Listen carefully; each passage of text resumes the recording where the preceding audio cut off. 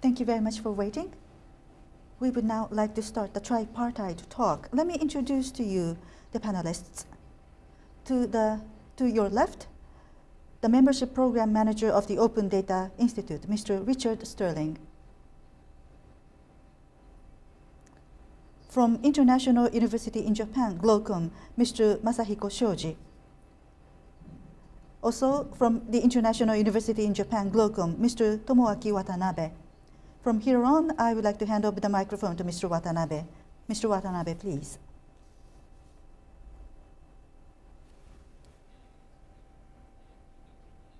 So from my side, what we have done is that during the break, we received questions from the audience. So we would like to use those questions to start our discussion. And to Mr. Shoji, if you wish to make any comment, please intervene at any time. Please jump in. So the first question. Let us start with this one.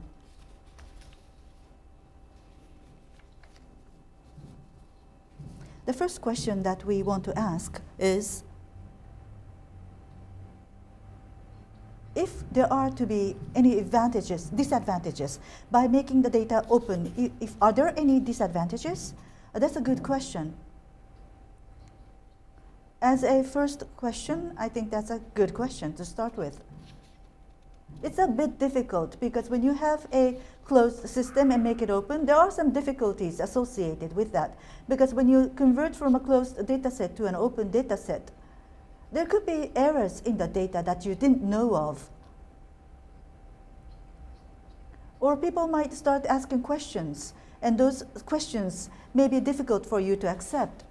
Or sometimes the data may prove to be useful for people that you didn't think about before, which may not be so comfortable for you in the overall scheme of things. But usually benefits are larger than disadvantages. So these are the disadvantages. And when there's a change,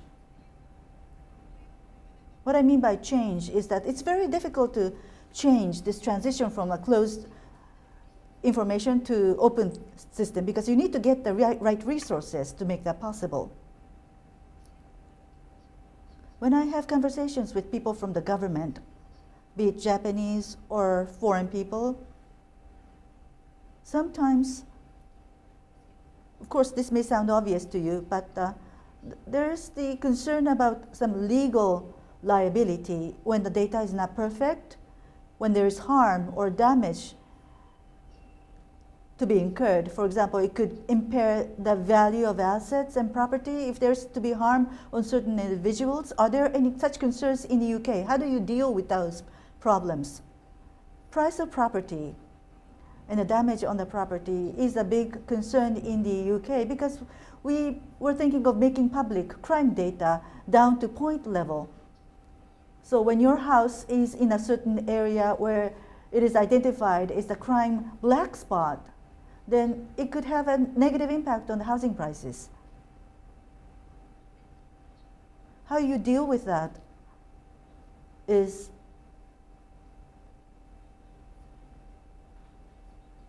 the spots of crime. Even without a map, people are able to identify that. And as for liability, or from government license, in the first version, there was a clear definition. We just left it as it is. In the initial stage, when we were to disclose data, there was the quality of statistics issue. Then the quality of data would be a problem here. And there's the abuse, the possible abuse of data, fraudulent use of data. Such fraudulent uses of data would include doing certain things that is not allowed under the current law. For example, public facts, when they are misrepresented, you might think about wrongful use of that data, and journalists may make use of that data to write some very scary stories. But in any case, even without those facts, UK media is very good at writing those scary stories. So it's not that this is going to impede their activities at all.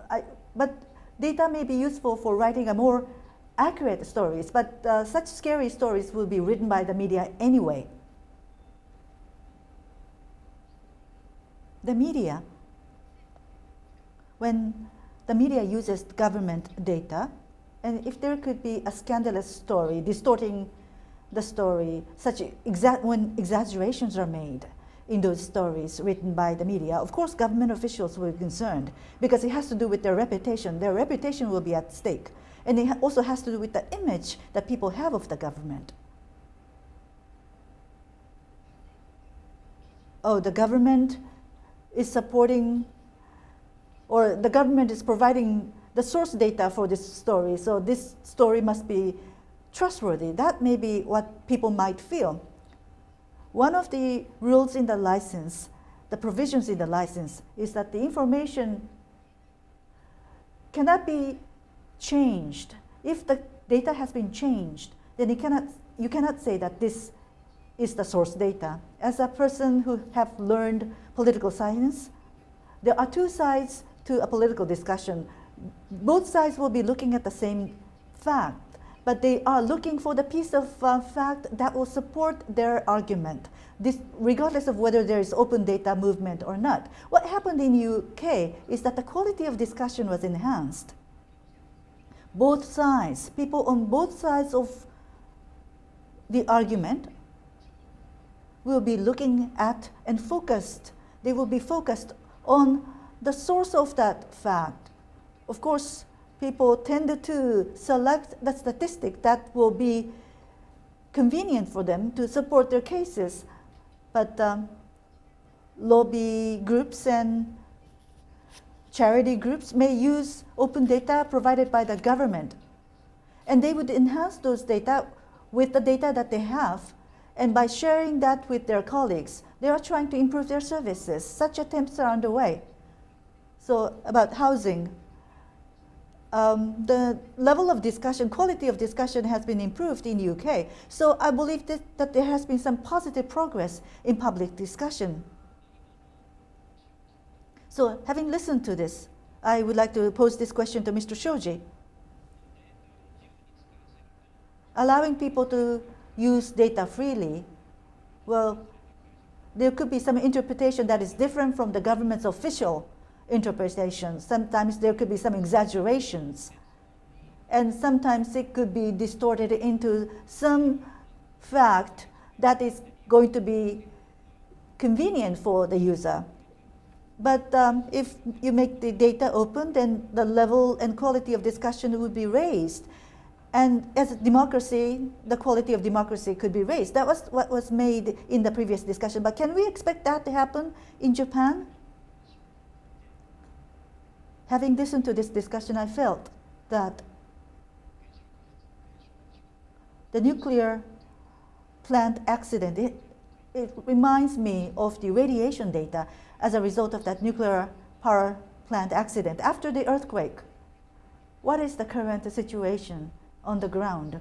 By making that information public, in the government, there were some who said that if you make that information public, there's going to be some confusion and disruption in the public.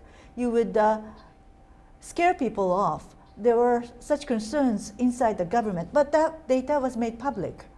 And as a result of having that data come out in public, even if you look at the same number, people may think that it is safe, or some other people may think that it is dangerous. So that discussion is still ongoing.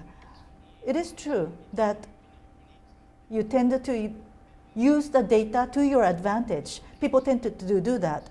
But if those numbers were not made public, and if we had been engaged in discussion, what would have happened? I think it is better to have data rather than not have data, because that would enhance the quality of our discussion. Of course, maybe one side may be in the wrong, but I would say that in Japan, even if there could be some confusion, I believe that the environment is in place where we can engage in such discussion by making use of such data. Let me make some clarifications or ask for some clarifications. You can jump in at any time if you wish. This is a tripartite talk. I'm not leading the conversation here, okay? Okay, I will do that. May I move on to the next question? And also disadvantages.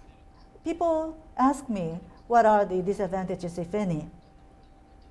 Are there any cases that a major problem happened as a result of making data public? But I would have to say that there aren't too many disadvantages. That's my honest opinion.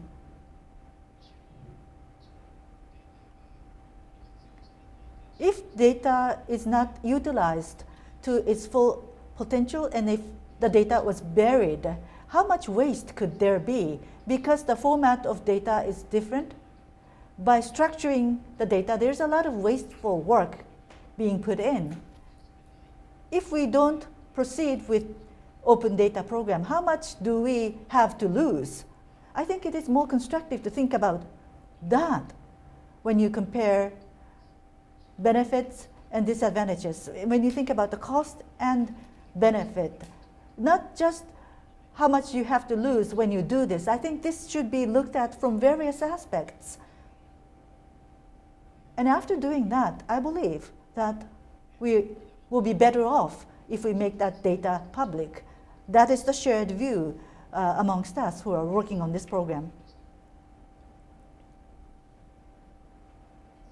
Yes, that is the point that I would like to emphasize also. For example, former Mayor Bloomberg, the changes that he brought about in order to make data public. One senior person and 4 interns started the program together. So return on investment was very high, I would say, on a regular basis. Several hundreds of millions of pounds were reduced in cost by conducting this data analysis, by identifying people inside the government and approaching that person to obtain that data. Such work was conducted, and that is how we have been able to do something big as this. And when you make data public, you'll be able to identify problems. For example, data is being stored in different formats. So that's the potential problem that could be identified. This is very important as we work on this initiative. On this topic, he said that he's oftentimes asked this question. What is the worst type of use, worst abuse?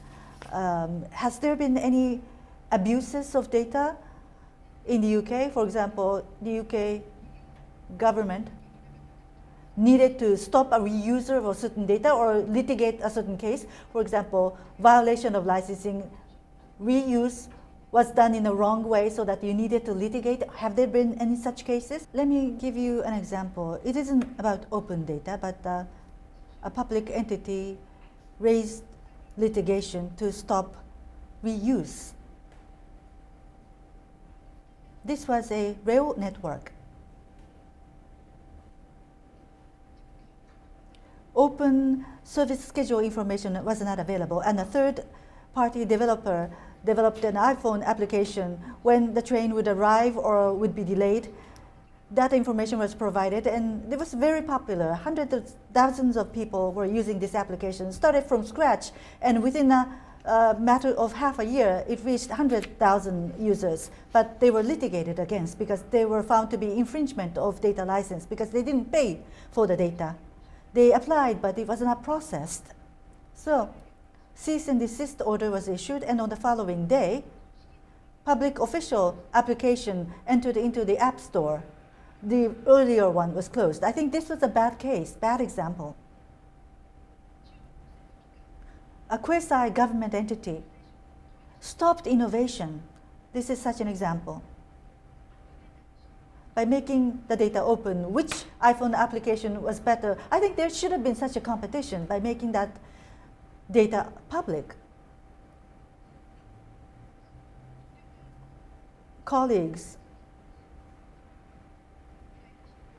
are frustrated. My colleagues are frustrated because there is a MRSA which is resistant to drugs, bacteria that is resistant to drugs. And when you have a case, hospitals are supposed to report such cases. And there was an application identifying which hospital has that bacteria spreading. That information came out. And public health authorities did not complain. It was okay. They were okay with it. Because people were looking at data and making a decision. Such options should be provided to the people. They wanted to urge providing such options amongst the hospitals. On a temporary basis, they may lose some patients, but overall, for the society at large, as well as the health of the public, this would be of service. So it was good overall. Yes, that's right. System integrity becomes important. Proper conduct and best treatment should be provided to patients and to the bacteria. Whether you can take certain measures is important. And with the system, you have to be able to have consistency to the patients. Whether you recommend that hospital to your friends and family, that data is now available. And when you make that data public, people will be able to choose the hospitals themselves. So on a grassroots level, this is like a TripAdvisor hospital version. Depending on certain cases,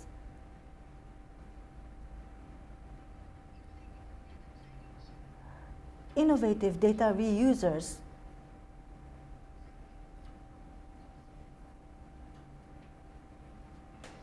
may disrupt the existing industrial structure. The existing practice and existing order could be disrupted by these people. At least in Japan, certain government officials are concerned about that, about this possible disruption. If that were the case, a more smooth transition should be made to make it more efficient. But are there any resistance? Are there any such concerns that the government side, they are concerned that is there a case that they want to protect the industry that they used to look after?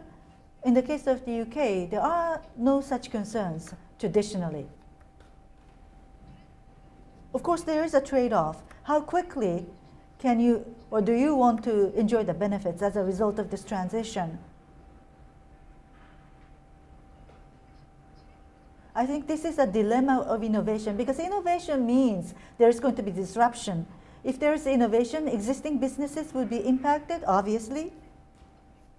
This is going to have an impact on the existing government portfolio, but supporting innovation and the positive side of innovation, whether you want to capture the positive side. If there is going to be some people who will be bringing disruption to the current state of things, whether you want to happen that within the current industry or elsewhere, do you want to see that happen in your own industry? That is going to be a difficult decision for the corporation level as well as for the government level. Yes, may I? So there's this friction with the existing industry.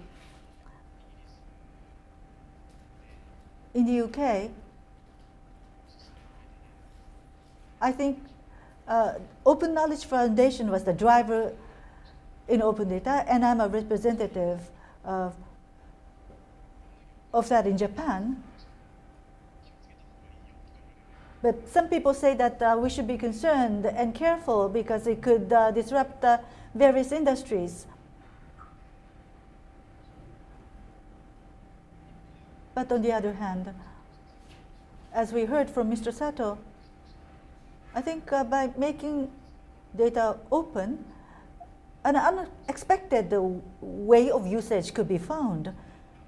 And if you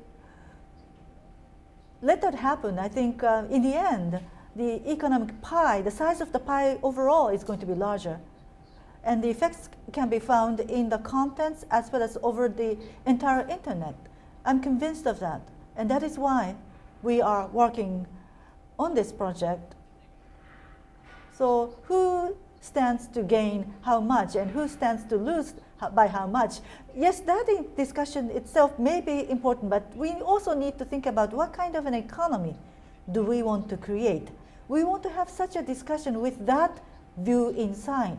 As we heard from Richard, we have to be creating a culture. It may be that existing businesses and existing industries may be disrupted, but they may need to change over time to meet with the changes in the times, to carve out a new path for each industry. If that's the case, then we want to work together with various industry sectors.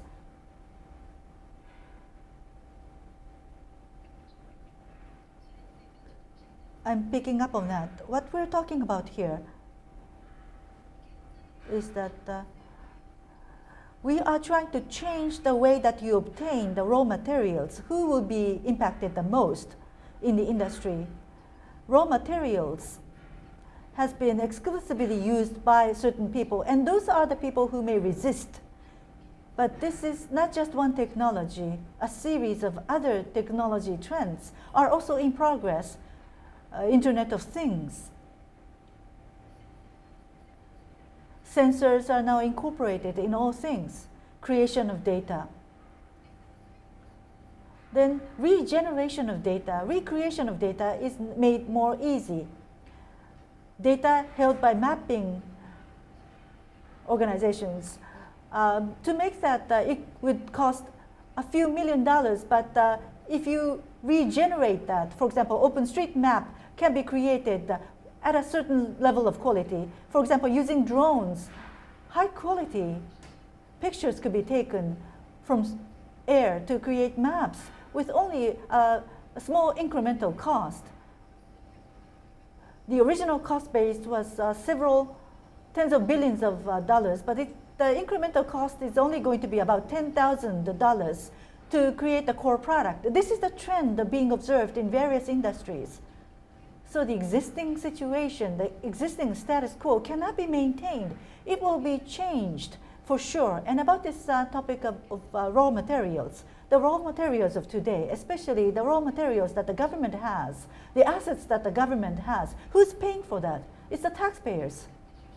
They are using taxpayers' money to collect this data, the raw materials. So the assets of the government, as an obligation, they have to make that available to people to be used. Digital assets. As an asset class, this is quite unique because even if you share that with other people, you can still use it as much as before sharing that with somebody else. And if you share that with other people, there's going to be more economic activity. So this is the most efficient thing to do. If you want to stimulate the economy, you just make it open to make other people have access to that. This is going to be the highest efficient, the most efficient way. And there's no negative side for you because you will be able to continue to use the raw materials. And the incremental cost of maintaining those raw materials, you have already paid for that. Let us go back a little bit.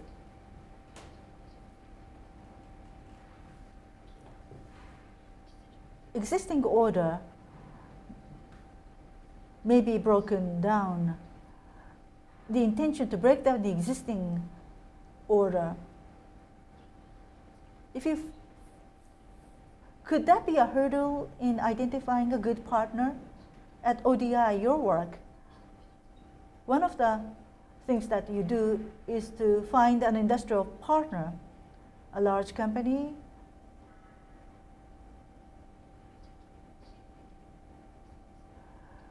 which may be in a position to support venture businesses. But are they getting the support needed? Yes, finding the partner is one of the things that I do. Oftentimes,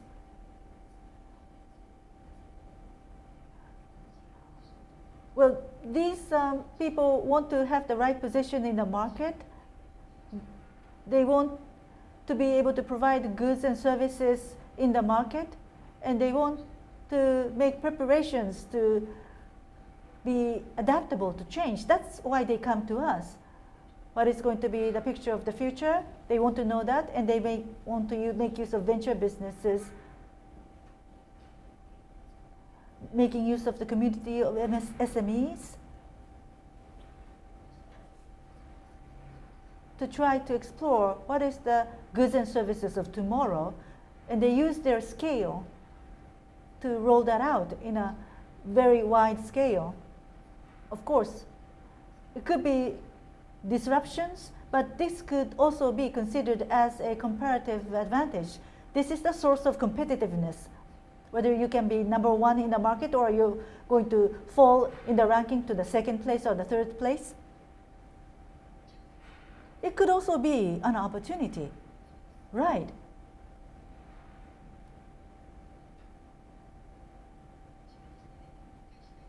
And there are people who come to us saying that they want to make public their data.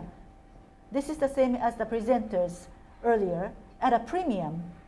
A certain data would be made public, but if you want to get more services, then that will have to be paid for. And branding method, it could be considered as a branding method. An example, Telefonica. This is a large mobile phone company. They wanted to do something interesting with their base stations. People's density, population density is different from one region to another. So for a period of 2 weeks before, around Christmas, they opened the place. They conducted a hackathon event in the suburbs of London. What happened is that this is the same as the Japanese government data. Many applications were expected. For example, when there aren't too many people in quiet periods, when people shop during quiet periods, what would happen? Actually, what happened is that on a real-time basis, predictable crime modeling was possible. Density and crime data, when they are combined, on a real-time basis, you can make a decision that where policemen should be deployed. You can make that decision on a real-time basis in order to capture the crime perpetrators. What should be the arrangement of police people? So people in a hackathon, they identified this as a business opportunity. So investments are being made. A similar thing is being conducted at fire stations. This could lead to business opportunities in a real sense.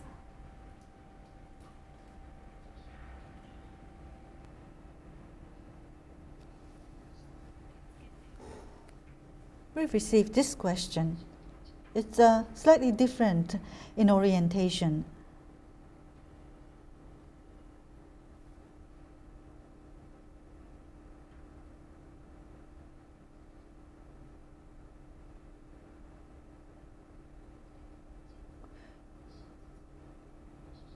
Rather than enhancing and deepening democracy by making use of data, I think there's too much emphasis on industry and business. Don't you feel uncomfortable about this?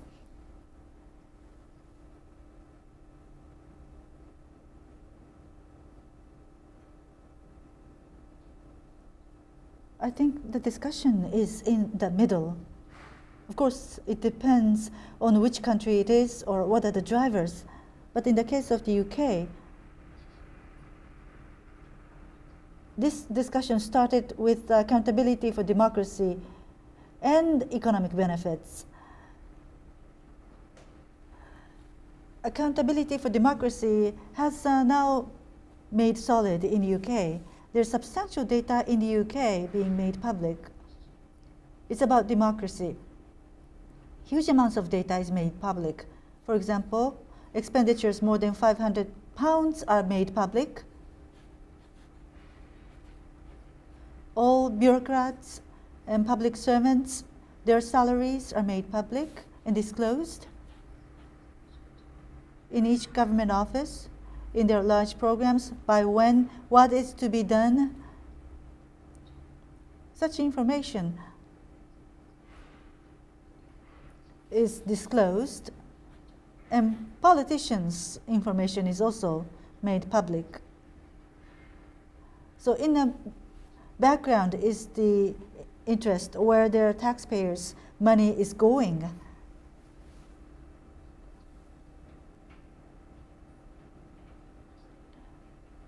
So in the UK, things are changing, and of course in other countries, changes are taking place. At ODI,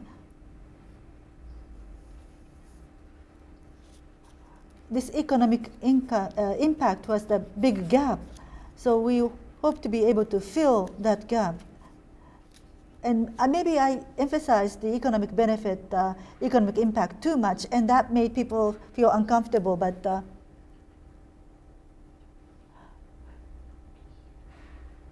there are democratic goals, and there are also goals to go after economic impact.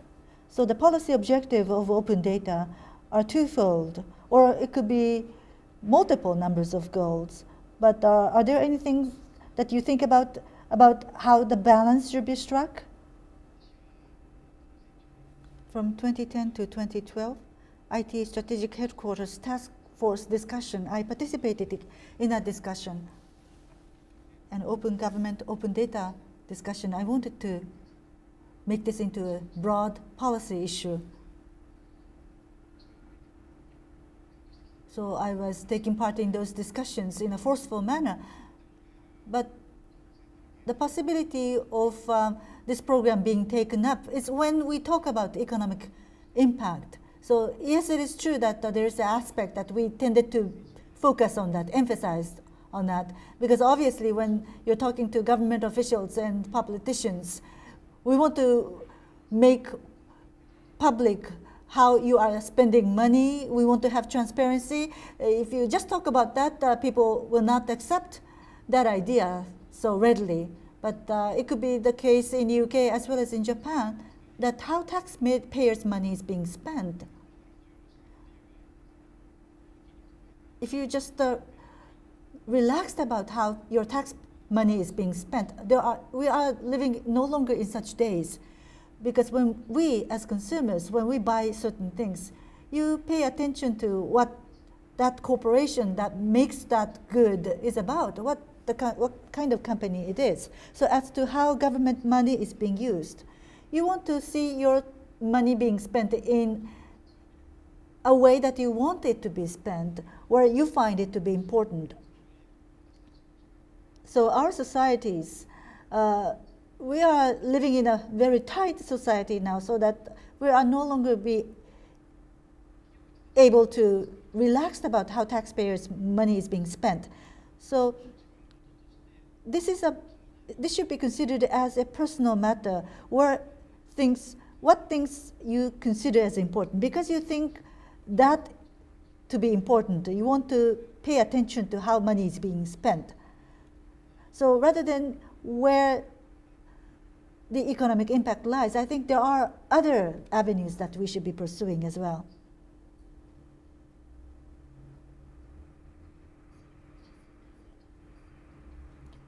Transparency on expenditures. This has been stepped up in the UK.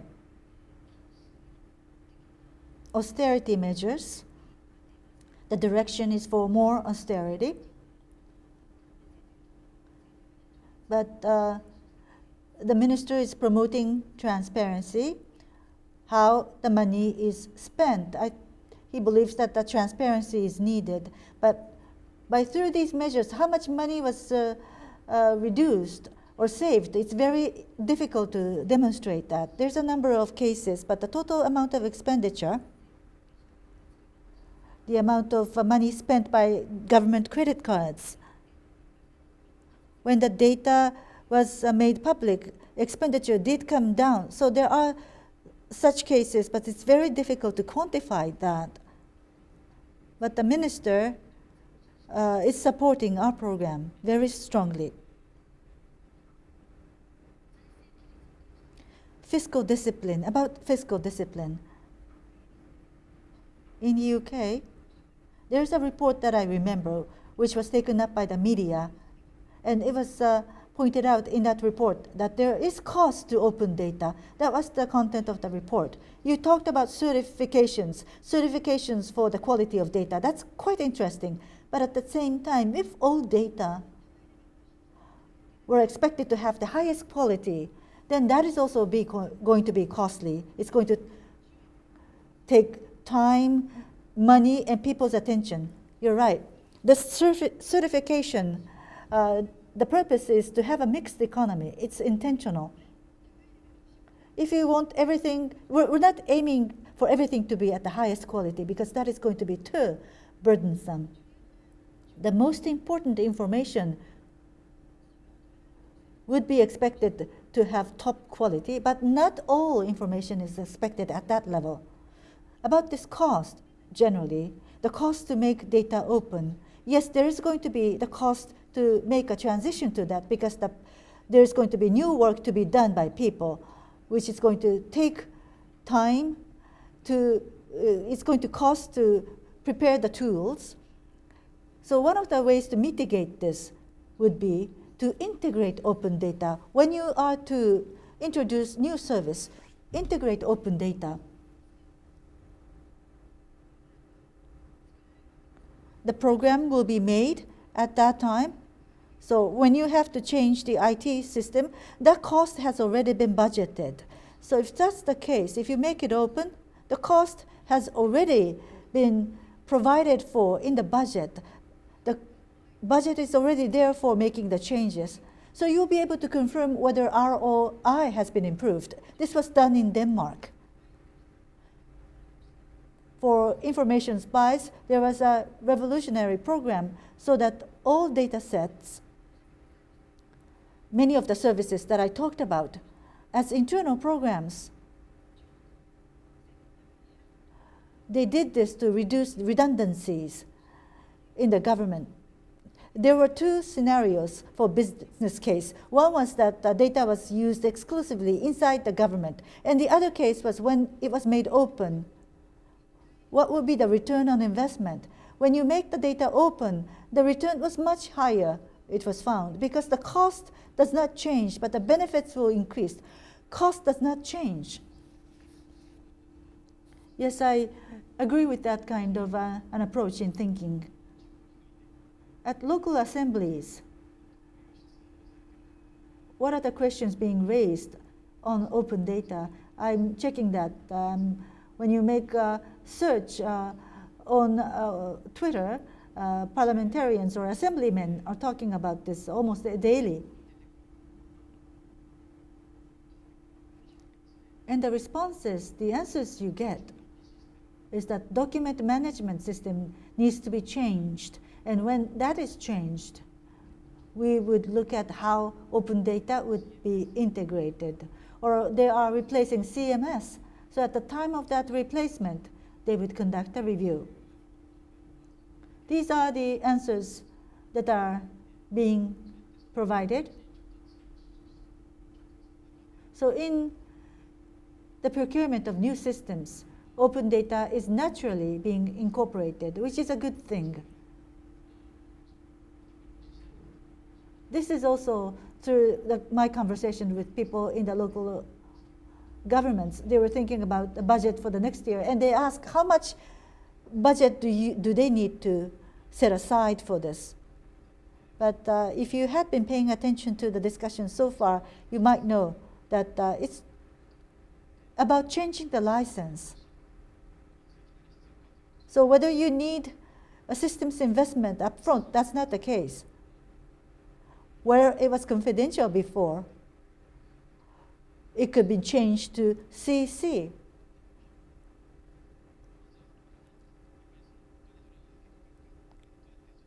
So how much cost is going to require? There's a lot of discussion about that in Japan as well. That process of integrating open data into the system, when the system is to be changed or renewed, I think you need to prioritize to determine which data is worthy of additional investment to accelerate change. Which data is to be accelerated in making it open? You need to look at which would provide the best benefit. In UK, we attempted doing this. There have been 2 such cases. There could be 3 or 4 down the road. Submitting the business case to the government, it seems that people like providing different ideas to the government. So various ideas have been received, but there is an independent entity where people go to for submitting an idea, saying that this is the business case and this can be done if this data is made public. So we ask you to make this data public, and please convey our message to the government and the minister. Because if this didn't exist, government officials do not know where to start.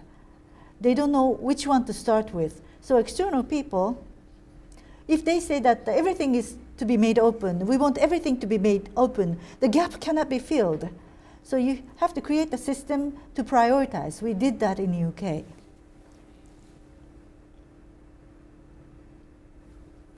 So what that means is that actually we users of data, there is a channel for these people to have communication with the government. And the government responds to that to change the priorities. Yes. When we design the system, such a setup is arranged. The government and the communities, civil society, this is going to be a joint process, and the private sector as well. And the minister in charge in the cabinet, this minister has established a transparency board serving as the chairman. And there's an open data group where when there is a request from an external entity, that will be submitted to the board asking for that particular data to be made public and disclosed. And to the users of data, we were talking about expenditure data being made public. In the Ministry of Finance, there was a workshop conducted for a full day, and how that is to be used and how that is to be viewed. Because this was very complicated data, the conclusion was not easily reached. So there was a workshop conducted.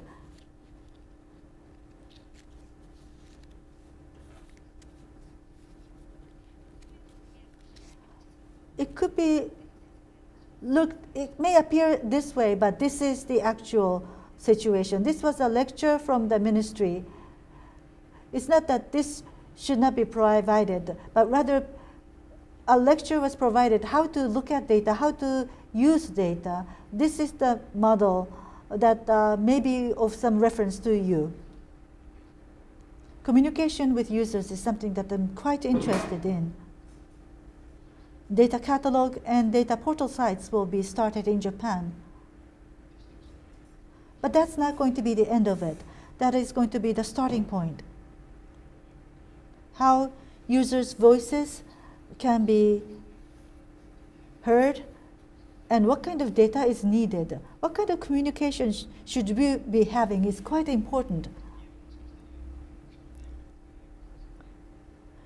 There could be such bodies to be established, but in the forum of communication, what is the level of the capability of implementing this, executing this? That's quite important. And in the UK, you do have such a communication channel. When there was agreement that such a channel is needed, if it is going to take another year or if it could be done within a matter of a few weeks, if you could elaborate more, how speedily the government will respond once such requests are made. It depends on how strong the business case is. For example, if a business would generate $100 million in a year, then it could be a matter of a few days that the data would be made public. depending on certain cases where ODI was involved, it had some complex licensing issues.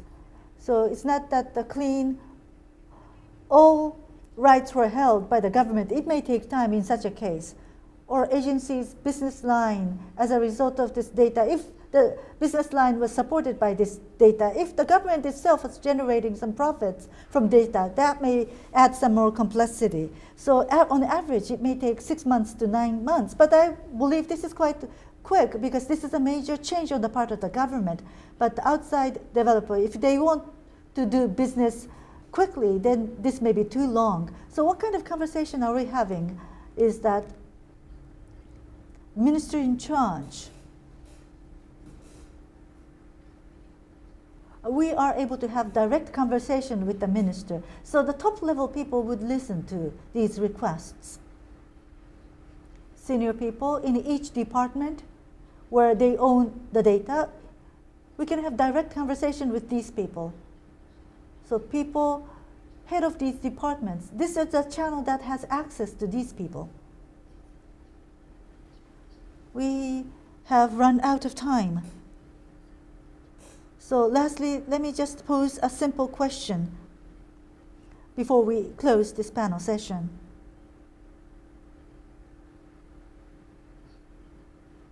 National Data Portal is yet to be launched. We have just started. There are too many things that we have to do. There's a long way ahead. In the UK, you already have several years of experience behind, depending on how you count the number of years. Concerns of cost, responsibility, liability on the part of the government. There are such concerns on the government side, but there could be some miscommunication between the government and the private sector. Or we users in the private sector, we users in the civil society, there could be the issue of communication, but over the next 5 years, over the next 10 years, how optimistic are you about the success of open data on a scale of 1 to 10? What would be the level of optimism on your part? I'm by nature quite optimistic. So I'm always optimistic about the future. I would say it's around 8 or 9 on a scale of 1 to 10 about the level of optimism. Why is it so high? Because there are so many benefits of the network, and there are global trends changing, which means that the network is going to be launched in very quickly and run. How much progress was there over the past 5 years? If you look back, we have come a long way over the past 5 years, and the change has been accelerated. So I believe that there's going to be a lot of growth, and global network is going to be launched. People are looking for and wanting data-driven applications. So I cannot imagine exciting things not happening. It may not just be open data, but open data is one of those possibilities. Mr. Shoji, what do you think? We heard from Mr. Nakamura that the waves are high, but the ship is making progress. And there was also discussion that the high goal could be established. Mr. Shoji, do you think that Japan's open data program can make such achievements? Japanese tend to be pessimistic, but Richard said 8 or 9. I just wonder whether on the same scale, I would say 7 to 8, or maybe 7. We have come to the level of 7 on a scale of 1 to 10 because things are changing at a tremendous speed. Yes, there are times that I feel that the Japanese government is so huge and very slow moving, but the government is actually moving faster than I initially anticipated. When you establish a high goal, you want to make a contribution to the world.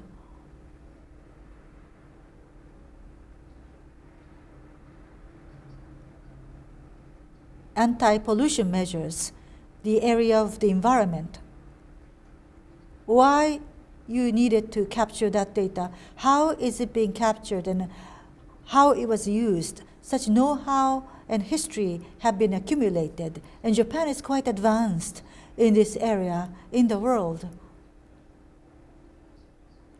And disaster reduction.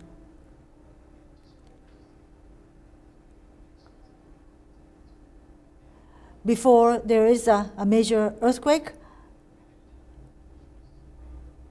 certain things could be done to prevent damage. So application is being developed so quickly. So how data should be made available? How should it be used?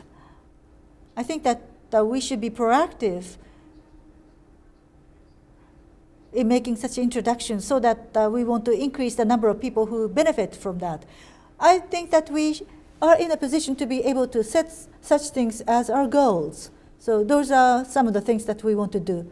Of course, we want to improve our society in Japan, and there are many grassroots movements underway. And local governments, it's not just 5 or 10 local governments, but more than a dozen are already making progress. So I want to be optimistic. Thank you very much. We have exceeded the time allocated to us, but there's a lot of potential in Japan. In order to be on the cutting edge of the world, we want to close the session with that tone. And thank you very much for your participation. Thank you very much to the panelists. With this, we want to conclude this Open Data Symposium towards realization of open data society at the leading edge of the world. Thank you.